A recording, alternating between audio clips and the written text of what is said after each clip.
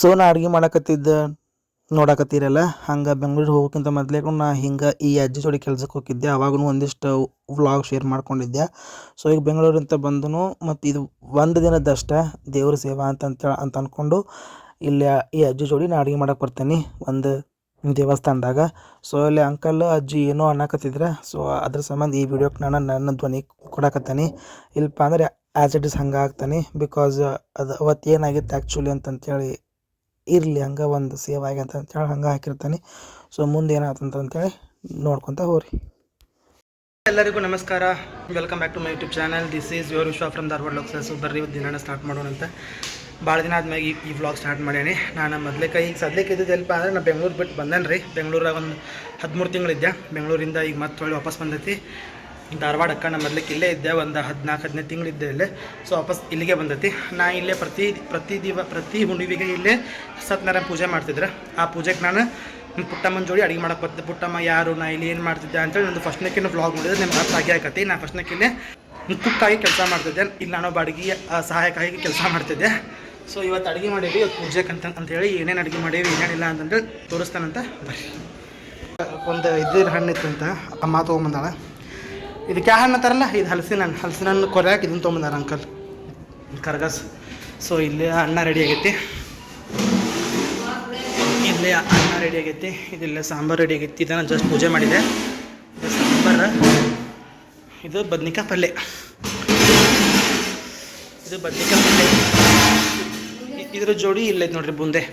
ಇವತ್ತು ಬುಂದೆ ಎಲ್ಲ ಅಡುಗೆ ಮಾಡಿದ್ದು ಪುಟ್ಟಮ್ಮನ.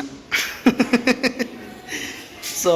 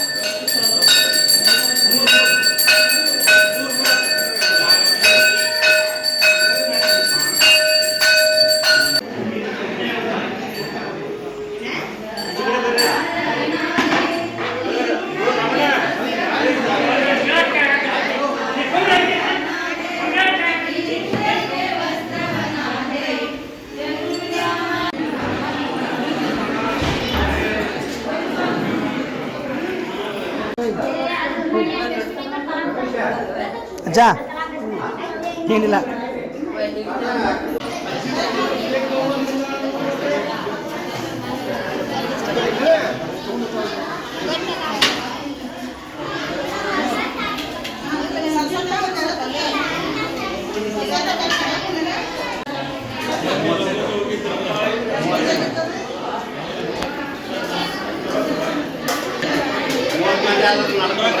ಚೆನ್ನಾಗಿ ಕೊಟ್ಟ ಬಂದಿದ್ದಿಲ್ಲ ನೋಡ ಈ ಬಂದಣ.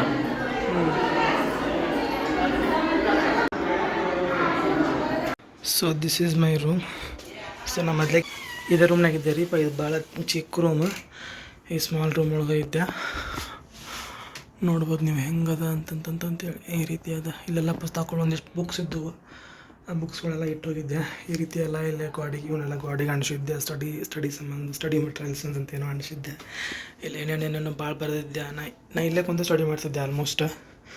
So this is my room. ಇಲ್ಲೆಲ್ಲ ಏನೇನೋ ಇಟ್ಟು ಹೋಗಿದ್ದೆ ಅದೆಲ್ಲ ನೆನಪಾಗತ್ತೈತಿ. ಕಾಣಮದ ನೋಡ್ರಿ ಇಲ್ಲ. ಸೊ ಮತ್ತು ಇದೇ ರೂಮಿಗೆ ಬಂದಾತೆ. ಬಟ್ ಇಲ್ಲಿ ಓದಾಕ ಎಲ್ಲ ಅಡುಗೆ ಮಾಡ್ಕೊಳಕೋದು ಆಗೋದಿಲ್ಲ. And I don't forget this day because ಈ ರೂಮಿಗೆ ಬರ್ಬೇಕಂತಂದ್ರೆ ಏನೇನೇನೋ ಭಾಳ ಬದಲಾತ. ಸೊ ಅಂತೂ ಇಂದು ಕೊನೆಗೂ ಈ ರೂಮಿಗೆ ಎಂಟ್ರಿ ಕೊಟ್ಟಾತ. ನೆಕ್ಸ್ಟ್ ಸಿಗ್ತಾನಂತ ಊರಿಗೆ ಹೋಗುವಾಗ. ಈಗ ಊರಿಗೆ ಹೋಗೋ ಪ್ಲ್ಯಾನ್ ಐತಿ. ಸೆಟಲ್ ಆಗಿರಿ.